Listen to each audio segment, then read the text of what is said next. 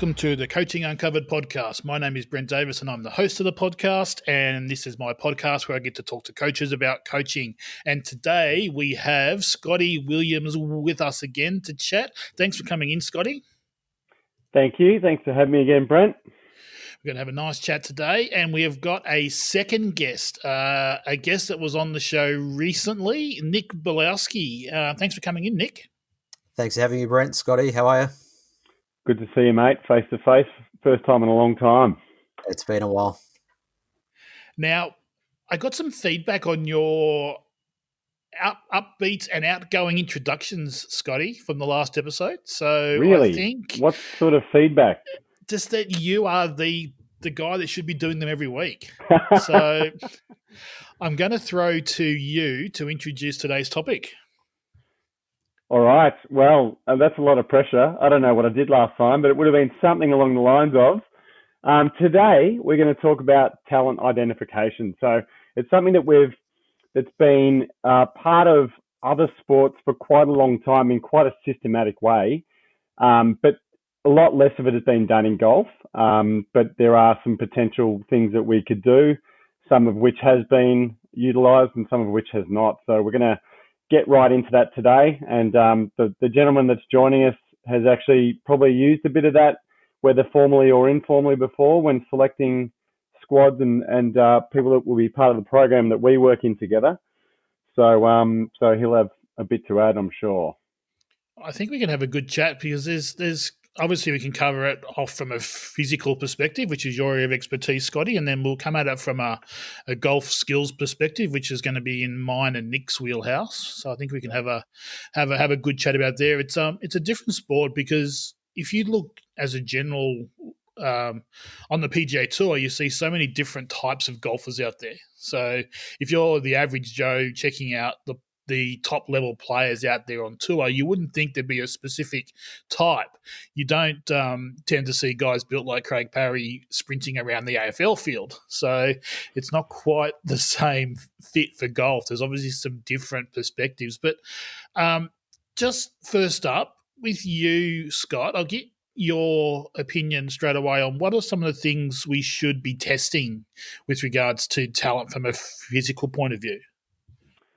Well, some of the previous discussions we've had, we've talked about flexibility, we've talked about power. So obviously they're things that can be tested for, strength, endurance, but definitely looking at how they're using those attributes in their golf swing. So it really has to be an integrated approach with the coach and any kind of biomechanical testing that is included. Yeah, so it's really most of what we've just talked about there is stuff that we'd use for talent development rather than for talent identification. So I've got some theories about how it could be done better in golf.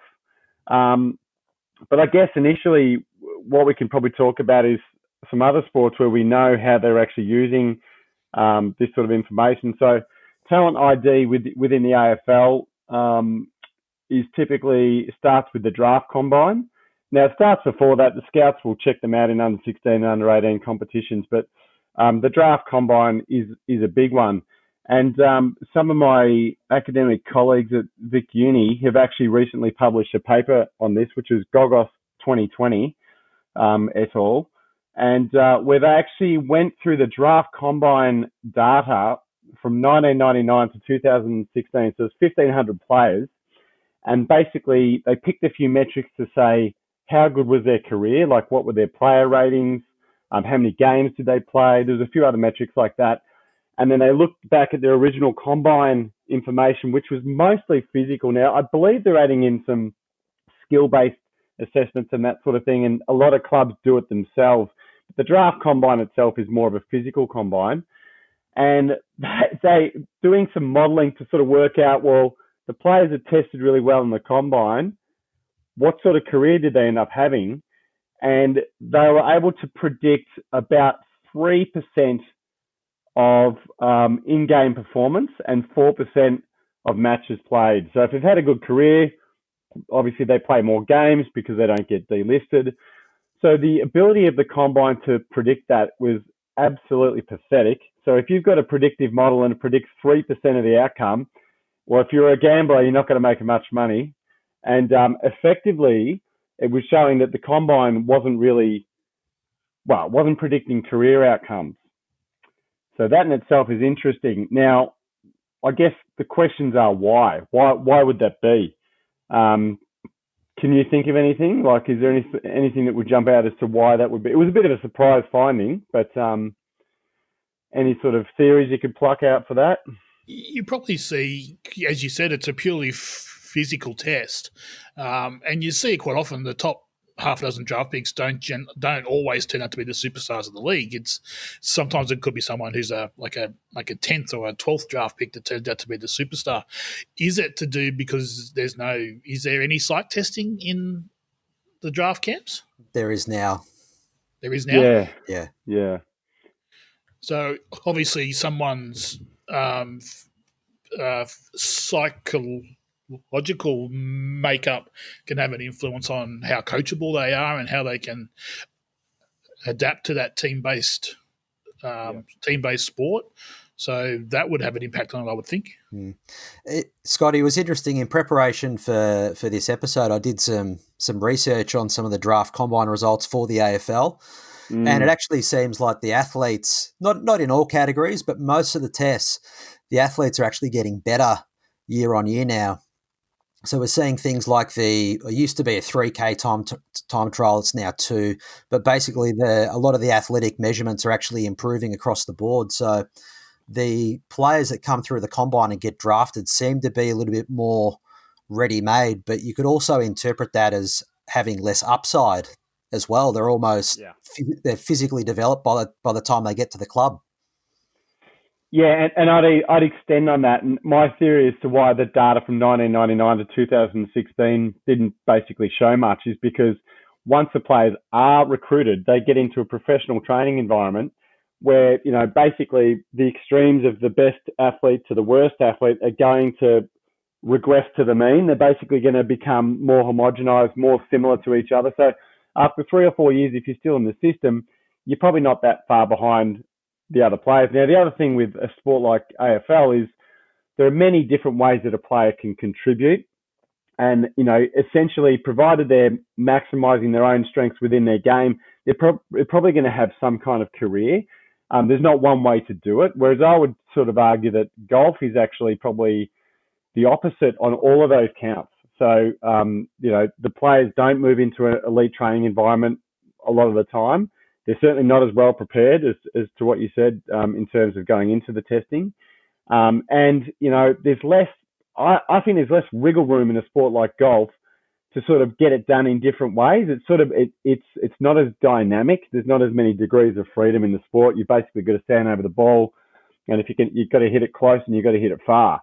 So in a sense, to me, that shows that there's a lot of potential in trying to identify the players that have physical upside, which is sort of my take-home message today, which we'll get into.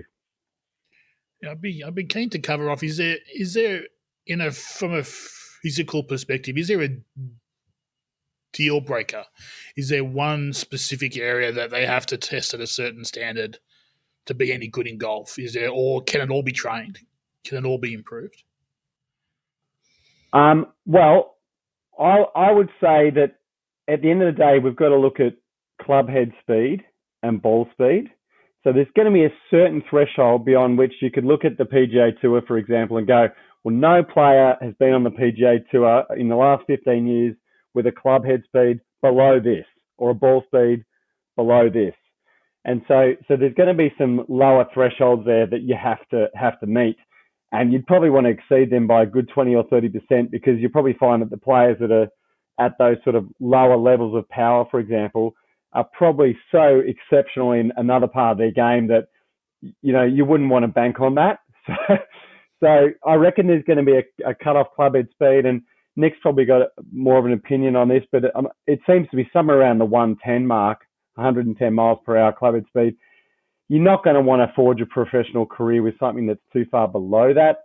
So then we need to look at the physical attributes and go, well, what have they got? I mean, if they're 5'4" and they weigh 65 kilo as a bloke, well, they're going to want to be exceptional in some other areas. So then, it's a bit of a matrix, but we've got to get them up to those sort of baseline thresholds of performance. So yeah, again, it's sort of an integrated decision, isn't it, Nick? Yeah. Just on the topic of clubhead speed as well, Scott, for you, do you think there's a certain age where it's really hard for somebody to develop that, strength, power, speed, clubhead speed beyond a certain age? Well, there's the theory, which is still more or less a theory, but the windows of trainability. So you've got your sort of 3 speed windows. So when a kid is between the age of, I think, is it 6 and 9? Boys and girls vary just a little bit. Yeah. So that's where their nervous system's really open and ready to be trained. So if they're sitting on the couch and not doing much, that's not going to be good for them long term.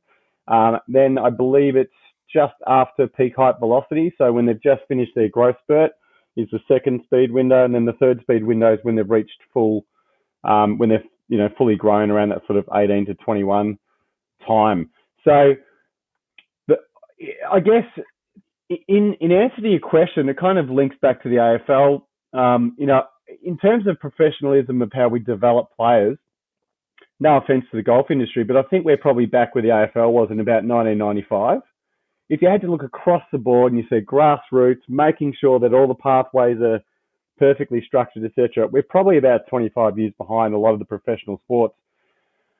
So therefore, if we're just trying to hit 110 miles per hour, I'd almost back you and me, Nick, to get most people up to that. If they said, I'll give you 10 hours a week, let's do it, I feel like I could get most players to that. Fast forward 15 to 20 years from here, when that 110 mile an hour is no longer 110 mile an hour, it's actually 120, which is where the AFL would be now, for example. Well, that's going to be tougher. Then you're going to be starting to look at the couch potatoes when they were 7, 8, 9, who are basically glued to computers. And you go, don't know if they're going to make it. Yeah. So, and that's the interesting thing, isn't it, Scott? We're saying 110 miles an hour now, but we're seeing that, the average clubhead speed of players on the PGA Tour going up, the driving distance going up, and the guys that are really dominating and doing well, they're already around that 120 mile an hour mark, aren't they? Yeah, so the question really becomes, how good a career do you want to have? Now, if you're a genetically gifted athlete, if both your parents were Olympians and you're 6'3" and 95 kilos, nice and lean and flexible, well, then things are going to come a bit easier. For the average person, we're going to have to start doing a better job earlier. Yeah, and just on that, Scott, as well, it seems like people are training for golf earlier as well. I know we've had some athletes, athletes in air quotes, coming into our program where the first time they've touched the weight is when they show up to the program. But we're seeing a lot more now, 15, 16, 17-year-olds and sometimes younger actually getting in the gym and doing exercises and valuing physical fitness. So that's got to be a good thing. Yeah, I mean, I think absolutely it's going to be a good thing. And, I think that the golf industry, being an individual sport, doesn't just necessarily follow suit with all the other team sports. But, I guess when you sort of, let's say 15 to 20 years behind, and you can look and you can see the benefits and the results from other sports, basically concrete information that this is a better way to go. Well, we can learn from that, can't we? And it seems that, junior development programs are more prevalent. They're more holistic. I think the industry's learning, aren't we, really?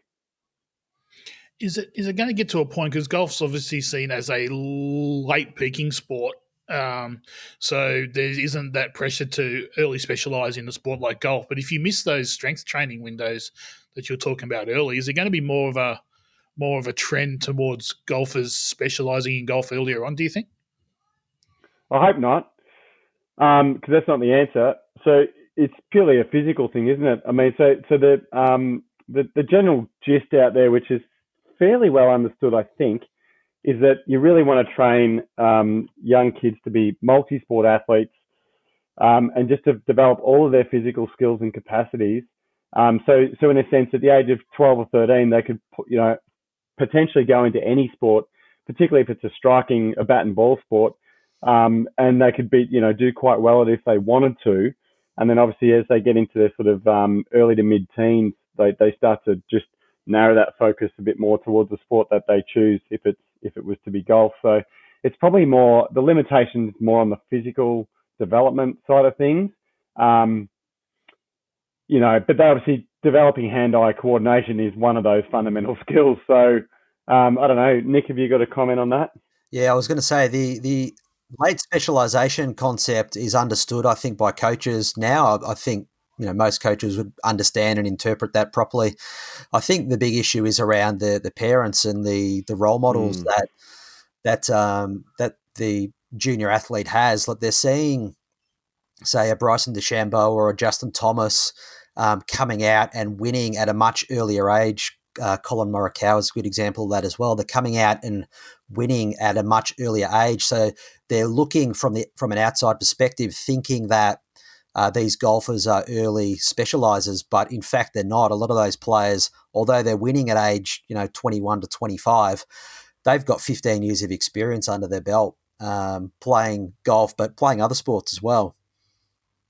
So probably that key point is to keep the parents informed of what's going on, and obviously coaches need to be conscious that the early coaching needs to be not just skill based; it needs to have that physical component to it as well. Yeah, and we, in a coaching sense, we run into the problem of parents bringing their juniors along to a program, and they want them to be further along the track than what they actually are. It's completely okay to have one group coaching session a week from age 12 to 17. You don't need to have a long-term program where there's 15 hours of training in there. It's okay to go and play other sports, AFL, cricket, tennis, basketball, all the other sports are going to help their development. And by setting the guidelines as a coach, they're arguably going to gain more from going out on the golf course by themselves anyway and self-exploring and picking up strategies and techniques for playing different types of shots out on the golf course by themselves. I would agree with that. And anecdotally, I can think of lots of examples where somebody has came to the sport relatively late, maybe 15 or 16 years of age, but they've played a lot of other sports and they've gotten their handicap down really quickly, and they've been able to compete really quickly because they've sampled all these other sports and their hand-eye coordination's really developed. So if there's any parents of young athletes listening to this, keep them playing all the other sports as long as you can. Well, I'll give you a personal story from my son, who, when he first started Auskick and AFL, had no idea. Would try and kick the ball and fall flat on his backside. Wouldn't have any idea of what he was doing. And I tell this story quite often to trainees and stuff like that. But then he did a course at school of gymnastics, and his kicking skills went through the roof overnight. So just by doing some sort of other sports, other types of training, he got a bit more conscious of his body in space, and all of a sudden he could kick a football much better. So it certainly works. Yeah.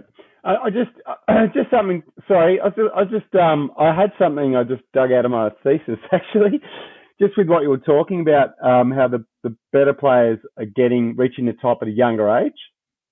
So I actually did some.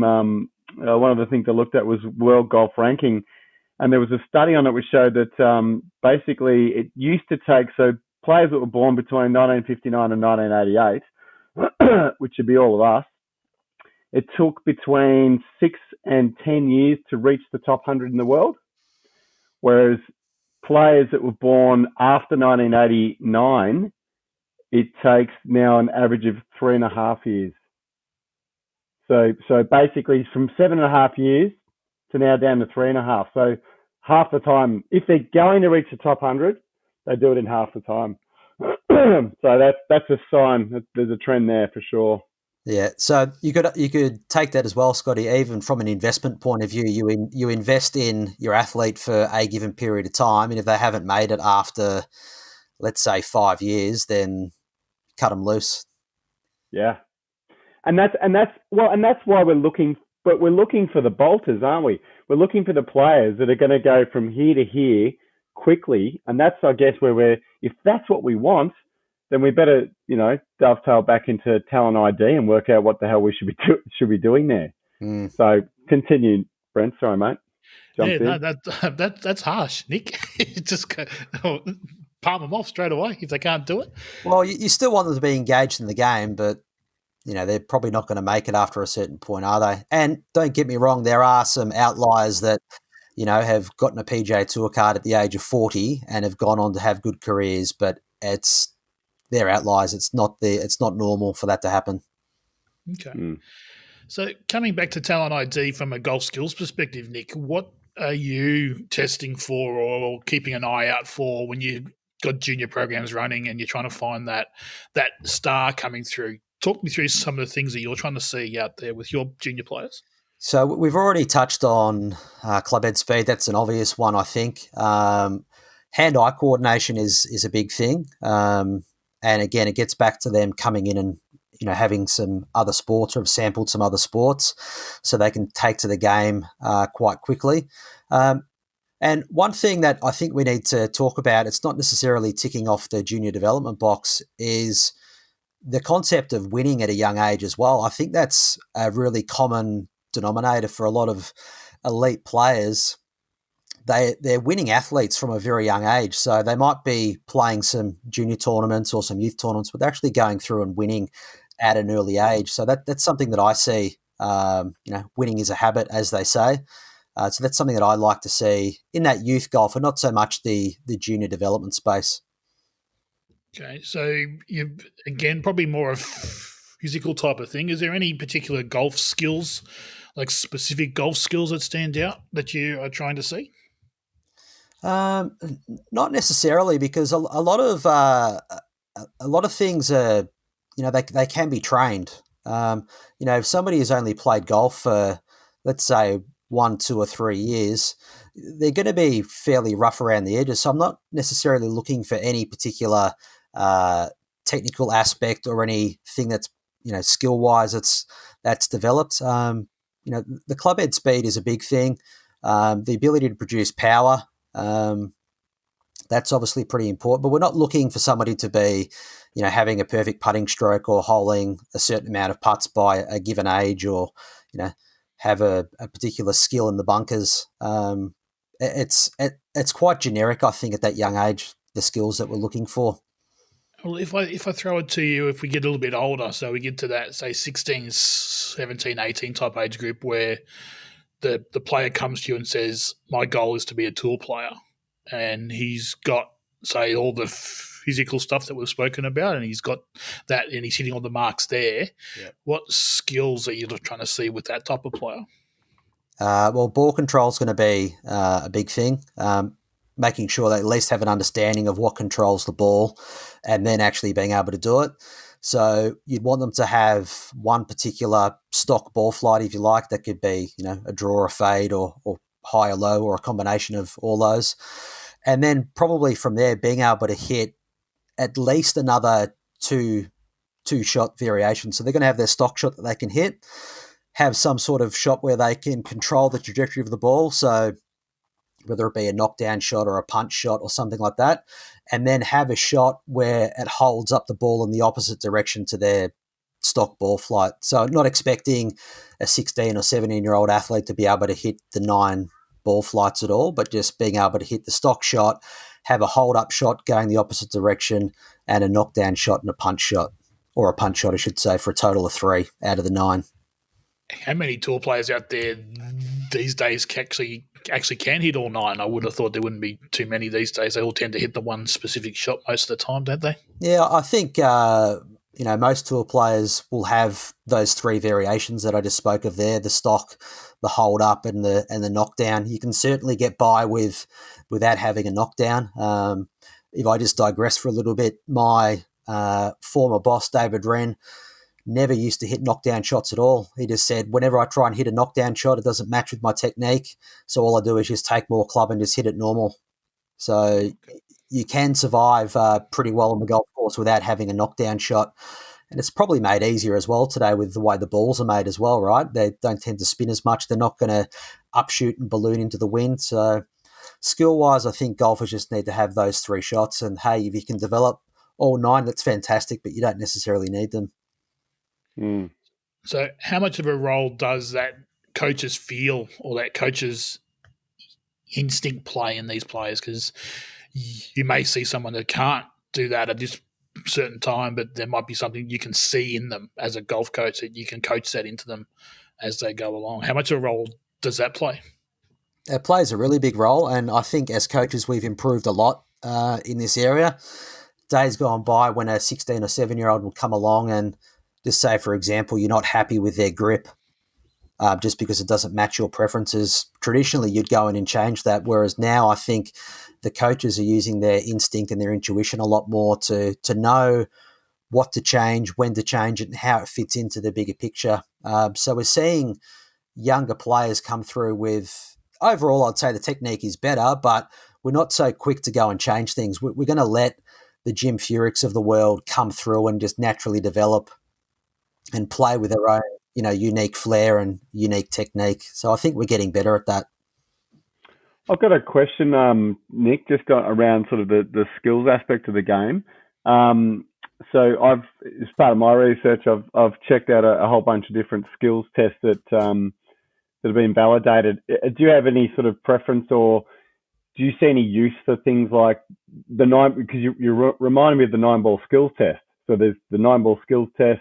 There's the approach iron shot test, which can discriminate between sort of low handicappers and better than scratch handicappers. There's obviously the Trackman Combine.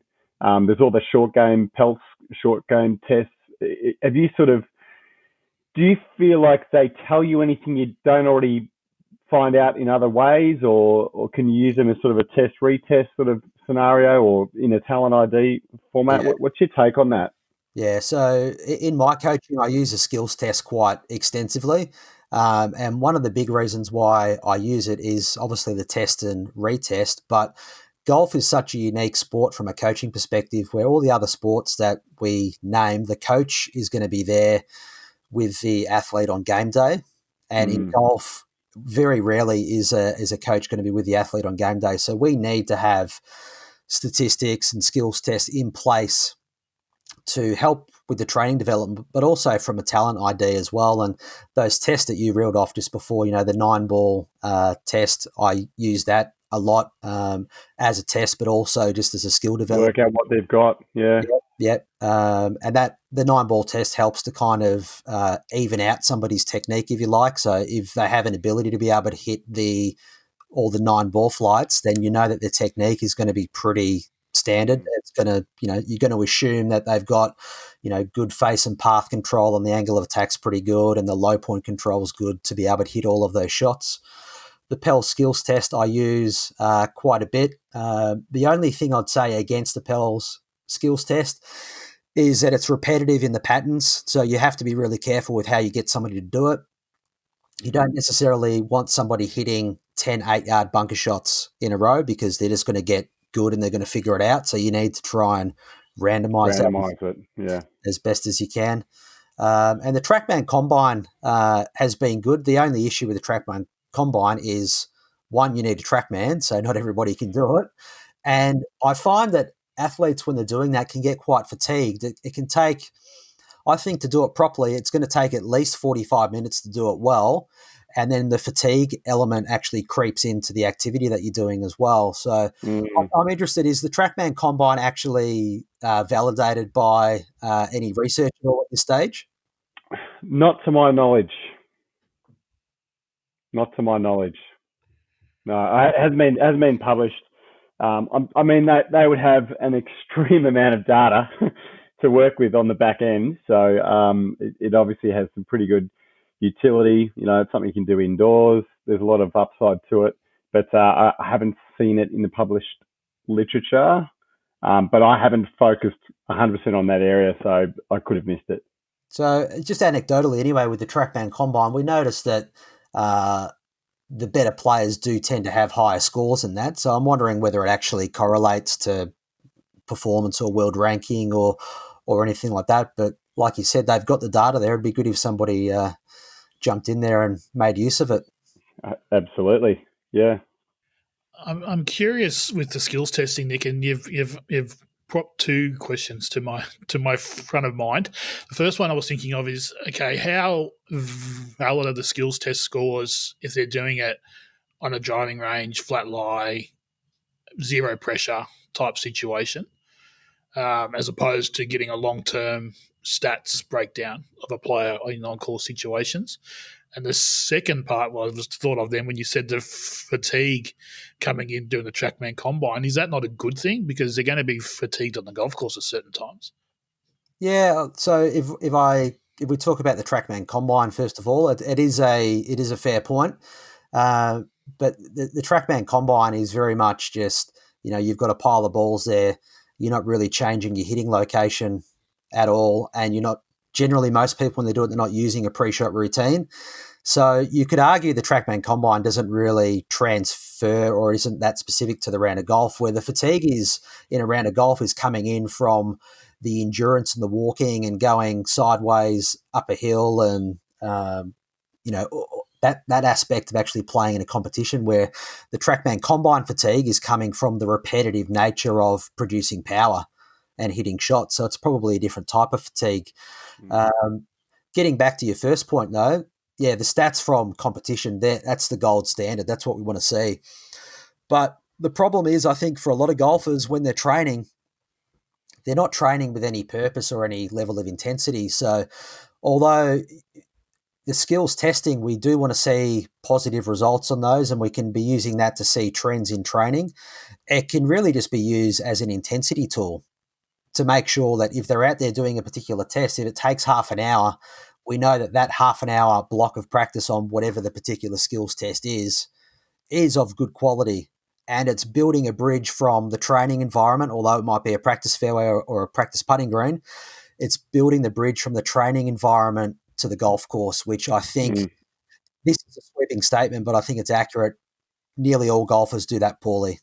There's a massive disconnect between how they practice on the driving range or the practice putting green and then what they do on the golf course. So the skills testing is great to bridge that gap. I'm sort of saying when it was partly to do with preparing for this episode, but I sort of see it as a bit of a continuum. And you've got your on-course performance, which you can measure with stats, and then your next layer under that is your technical skills. And if there's a disconnect there, then you've got to look at either psych, maybe they're crumbling under pressure on the golf course, or is it their practice intention, the structure of their practice? It's they need more variation in their practice or more competition in their practice. And then you can sort of go down the line then to looking at their actual technique. So maybe the breakdowns between technique and the actual technical skills test. And then obviously you can it then sort of crosses into my area where we look at the physical. So I like to sort of look at it as a continuum and work out where the transfer is not occurring. And then because then you can isolate, there'll be probably only 2 or 3 reasons as to why that is. And then as a coach, it makes it quick and easy to identify what do we need to change here. Is it psych? Is it practice structure, or is it actually something else?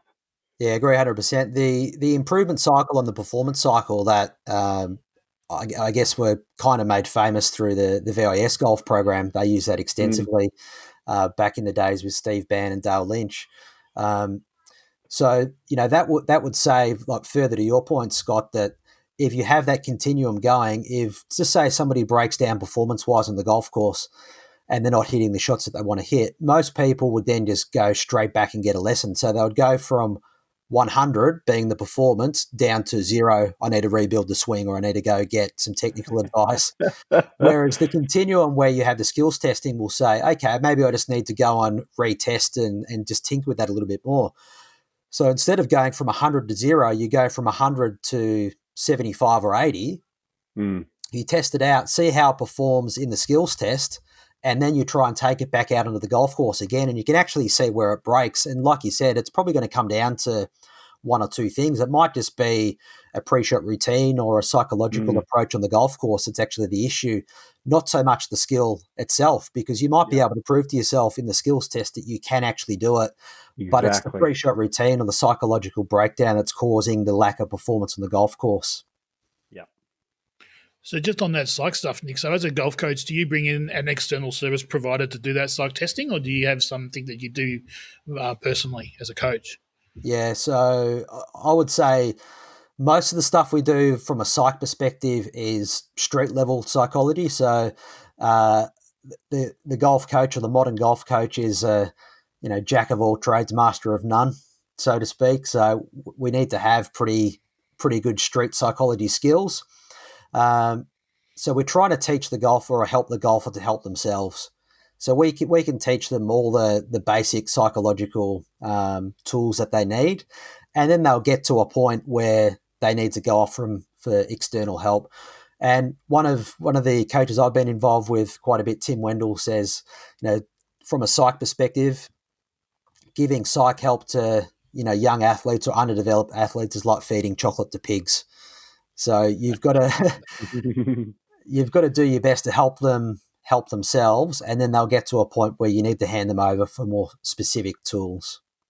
But again, from a coaching perspective, psych skills in speech marks for a junior would be something as simple as building a pre-shot routine, for example, as opposed to doing anything much, much harder than that, I would think. Yeah, I think you can even go broader than that, though, and you can talk to juniors about things like goal setting. Like every coach worth his salt should be able to talk to anybody about the process of setting goals and making sure that, they're the SMART acronym, and just making sure people are showing up with good intent, ready to practice, and they're not, shooting themselves in the foot on the golf course. A lot of psych issues, unless they're clinical, they can be helped by just a regular run-of-the-mill PGA professional.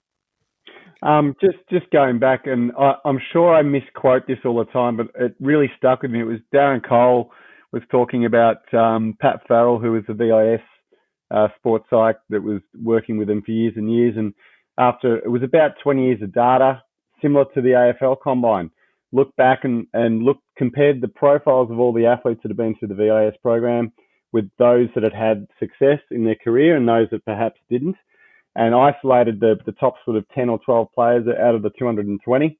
And the commonalities were, the traits were urgency and organisation were the two separators that basically that all of them had, whereas not necessarily the rest of them had that. And you go, well, urgency and organisation, they're not exactly stand over the ball kind of skills, are they? They're more sort of their life skills. And it's just about making sure that, a 6-hour practice session is at 95% instead of 35%. And if you do that day after day after day, it adds up. So that's something that really stuck with me. And it's just such a global and something that, a coach of any, strength and conditioning coach plays a role there too. But certainly the PGA coach is going to play a big role with sort of, I guess it's a culture thing, isn't it? Really, you're trying to build the culture in the group that you've got, but also in the players. And urgency and organisation is something that they're going to need for every part of their life if they want to get somewhere. Yeah.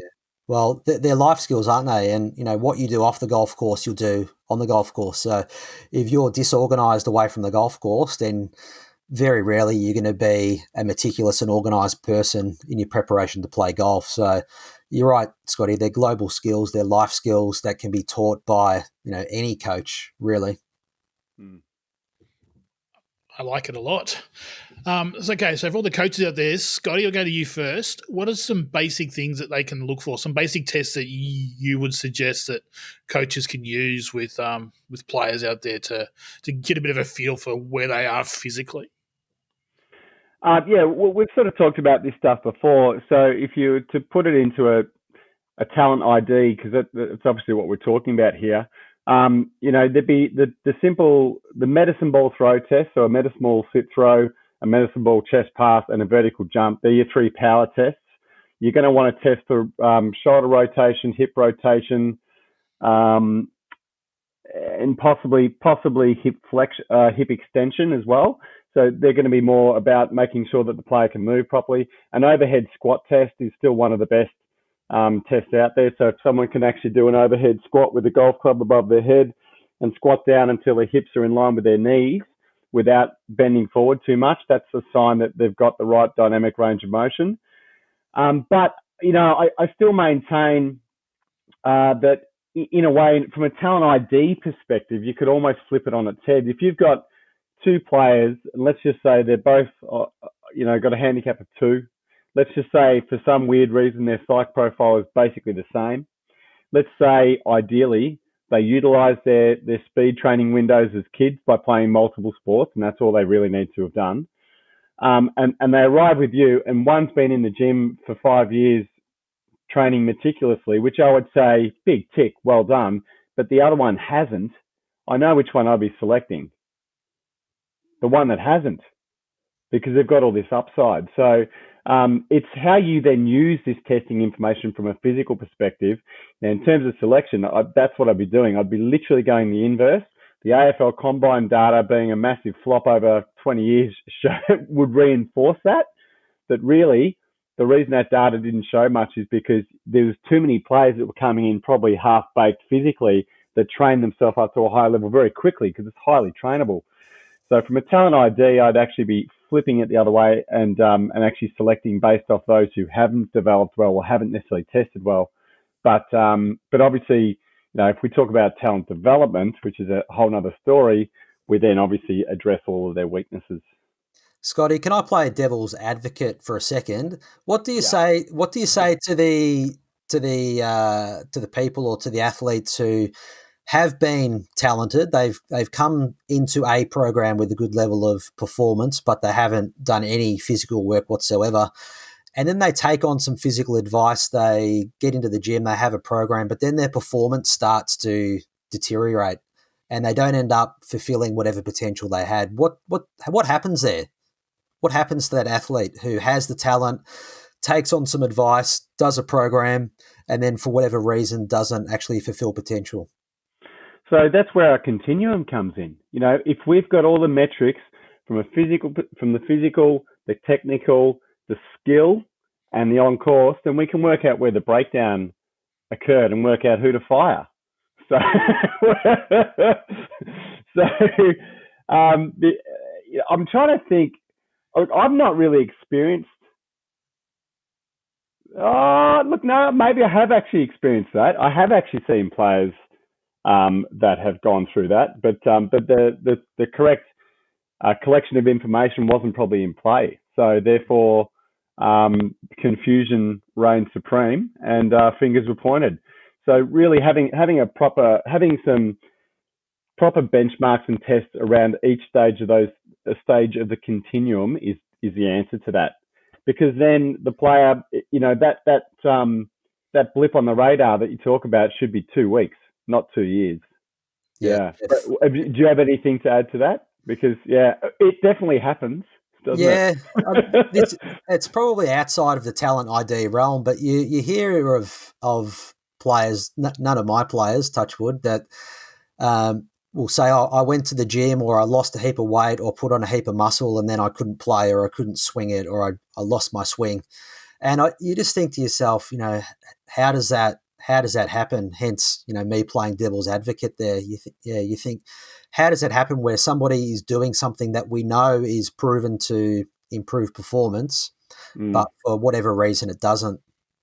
Yeah, so obviously we need to take an individualized approach, and that's where that's how we use testing information. It's always applied to the individual. It's a really good case study that I read about with Justin Rose back in sort of 2015, 16.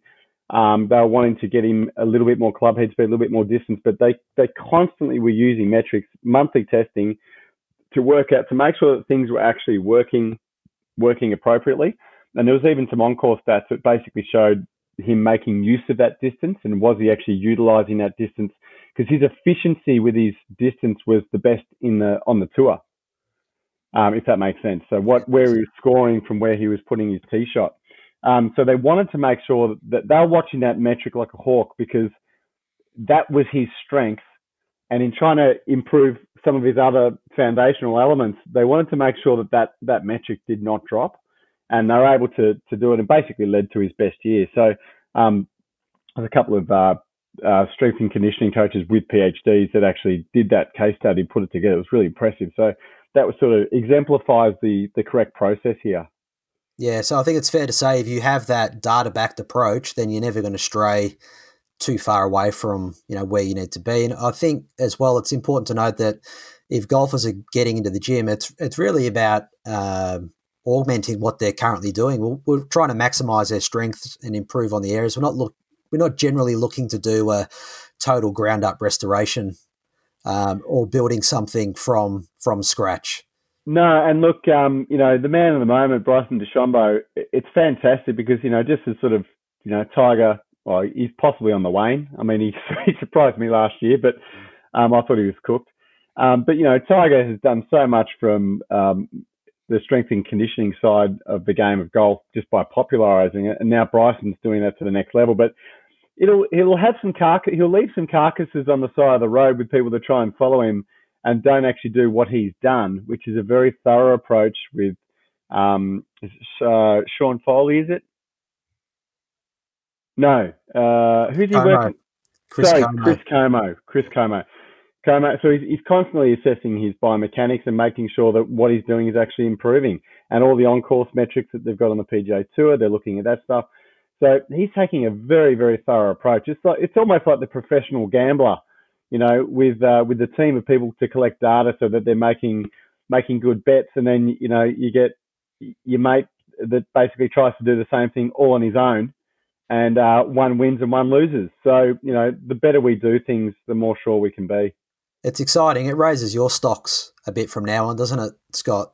It does. It creates more opportunities than it does threats. But for the young golfer on his own, there's a few lone wolves out there. It may not all end too well. We'll see. See what happens. So throwing it to a golf coaching perspective for you, Nick, some advice for coaches out there that are keen to use. So you spoke about the ball flight drill with the 9 different shots, Trackman Combine, Pel's Test, anything else that you want to add that coaches can use to test their golfers? I mean, they're the major ones that I use there. The Trackman Combine's obviously good if you have the Trackman.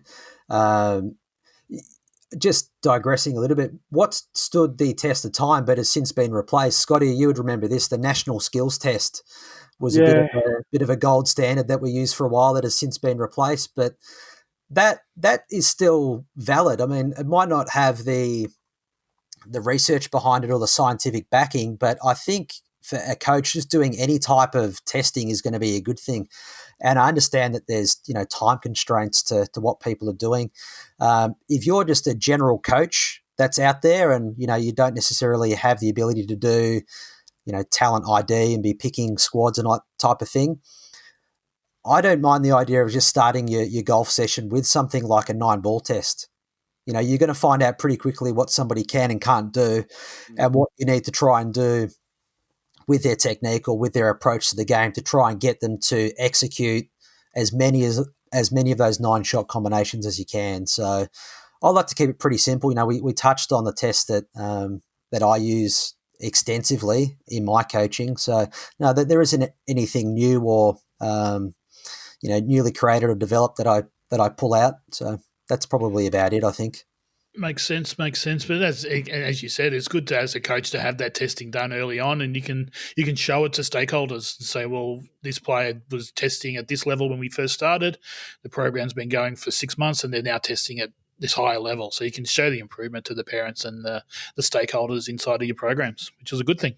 Yeah. One thing I would add, and I have experimented with this a bit, for the coaches out there, although this is not scientifically supported or anything like that, feel free to create your own test for whatever scenario that you've got out there as well. If you think about the testing that we traditionally do, the issues that we've got with a lot of the skills testing is it's from one location. There isn't a lot of moving around. It's block type of skills testing. It's very repetitive. So you need to try and adapt your tests as best as you can to suit the game that we're actually playing. So hitting from different locations, different targets, different wind directions, using a pre-shot routine, hitting shots that aren't consecutive. So it might be you hit a drive and then you hit a 7-iron and then you hit a putt or a sand shot. And actually trying to mimic the game a lot more. Not hitting stock shots, actually hitting maybe a stock shot with a driver and then a knockdown with an iron. So you're creating that specificity to the game. So you're not going to find any published skills tests that are like that. But like I said, if you're a coach, feel free to create as many of those random tests as you want. I And think that's a test-retest, isn't it? So because you can come back to that same test with the player can get some confidence that they're improving, or if not, you can quickly identify where you need to improve it. And provided, like you say, I mean, with any kind of test that we ever create in the sciences, you just got to make sure you get the same warm-up. You just got to make sure you follow the protocols as similar as you can. Can be a little bit difficult with weather conditions to that can be a bit of an X factor. I agree. I think and that allows the coach to be a bit more creative and a bit more personalised. I think it's great. Yeah, one test actually came to mind there where we still do the pitching ladder, a traditional ladder where, if we're using meters here, sorry, not yards, you might have a pitching ladder that's set up at, 50, 55, 60, 65, 70. And golfers get really good at that quite quickly. They're able to, eyeball the distance and be able to pick off a swing distance, and they just get used to the pattern. One good change that we made to that was actually doing it uphill and downhill and doing it blind. So we'd actually set up the witches' hats or the cones, if you like, on top of a ridge that they couldn't see. So they're actually hitting to a blind target. So that starts to, make your skills test a lot more specific. So if somebody is going at, let's say their ability to hit a target on a flat pitching ladder might be 70%, which is pretty good. You see that deteriorate quite a bit. If you all of a sudden go uphill, downhill, and have some blind shots in there, that 70 will drop to pretty much under 50%. And now all of a sudden you've got a really accurate representation in your skills test for what they actually do on the golf course, because they're not going to get that flat pitching ladder shot when they're on the golf course, are they? They're going to get an uphill shot. Next one's downhill. Then it's going to be ball below the feet, ball above the feet, all the different variations that come into the testing. So feel free to change up and break all of the existing skills tests that are out there to make them suit what you need as a coach. Can I just jump in there? How do you score that, Nick? Like when you sort of say 70%, is there some kind of zone that you've got to be in and that's a 1, and if you're out of it's a 0? Or is it a 3-2-1 point system? What sort of things do you see in use that are going to be valid for a coach? What is sort of the framework to design a test that's going to be reasonably good? Yeah, so there's a couple of things that we'll look for there. You can set it up where it's like a ladder per se, where it might be between 50 and 55. And if the ball goes into that ladder zone, there'll be a width that's with it as well, right? But if the ball goes into that ladder between 50 and 55, then that'll just simply be a point.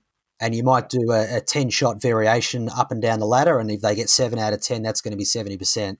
Yep. But we've also experimented with as well having a target area out there. So, for example, we'll put a flag out, and then we'll have a radius around the target. It might be like a 7-meter radius, and we'll actually have a scorer out there with a scorecard that will measure the landing spot. Unfortunately, we don't have a green to hit to, so it's just hitting to a fairway, but they'll measure the landing spot of the ball as a distance from a radius perspective to that particular target. But that's a test where obviously it's more arduous to do it. You need a scorer that's out there. It takes longer to do it.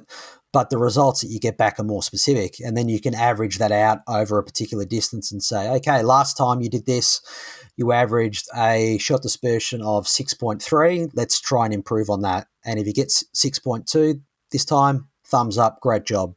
And you're just looking to try and move that. So, and could you individualize that to, say if it's a shots to hole data or strokes gain data or whatever, from a certain distance. So if the on-course stats identify that this player struggles from 80 meters, they're pretty good from 120, but 80 is where they struggle or whatever. Could you then sort of with an individual hammer away at that distance with the testing? And that's the exact reason why we did it, in that when we were originally doing stats and skills testing, we were just getting percentage numbers. And then any of the modern stats programs don't actually use percentages. They're actually using, dispersion or, meters or feet away from the hole or away from the target. So that's why we came up with that particular concept there. So we could then look at it and say, okay, from this distance in training, you're averaging 6.3, but on the golf course, you're actually averaging 8.2. And then we could either hammer away at the practice or figure out what the difference is there. And then we could adapt or modify the test to suit whatever we needed to do. Yep. Yeah, very good. We just keep drifting into talent development, don't we? We're bloody hopeless, us coaches. Just let us fix the let's let us help the players. No, I think that's cool. I think that would be a good topic for our next show. So I think we can dig a bit deeper into that area, because I think we've only scratched the surface with that. But some pretty cool chats there with some talent ID. So I would love to hear from the golf coaches out there, or the other sport coaches that are possibly tuning into the podcast, and hear what they're doing. We can always share ideas and take ideas from other sports and apply them in a golf setting, and I would be really keen to hear that. So hit me up on the Coaching Podcast socials, so on Twitter at Coaching Pod, and on Facebook and Instagram at Coaching Uncovered. And you can also add yourself to Scotty's Facebook group, which is, again, Scotty? Golf Performance Science. So you can search up that on Facebook and apply to get into that group, and we can continue the conversation there. So thank you, gents, for coming in and talking to me today. Certainly appreciate it. That was a really cool conversation, and I think we can some pretty good information inside of that chat. Thanks for having us, Brent, or having me. Awesome, guys. We'll catch you soon.